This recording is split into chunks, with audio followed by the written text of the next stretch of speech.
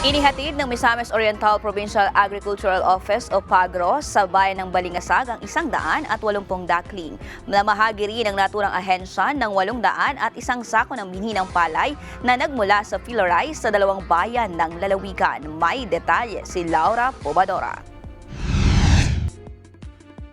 180 duckling ang inihatid sa dalawang benepisyaryo sa programa na Integrated Rice Duck Farming System na ang nagpasimuno ay ang Provincial Agriculture Office na sinuportahan ng pamahalaang panlalawigan para mapababa ang poverty rate sa lalawigan.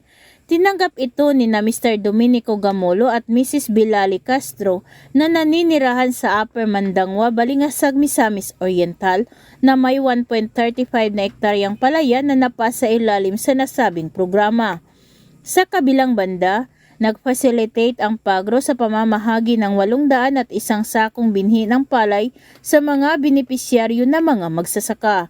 Napasa ilalim ito sa Rice Competitiveness Enhancement Fund ng PhilRice, isang programa na kabahagi sa IRDFS na naglalayo na makagawa ng magsasaka na may sapat na sariling ani na bigas.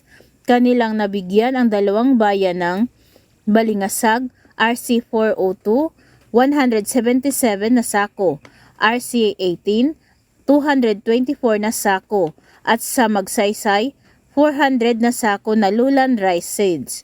Para sa Eagle News, Laura Pobadora, we live in interesting times.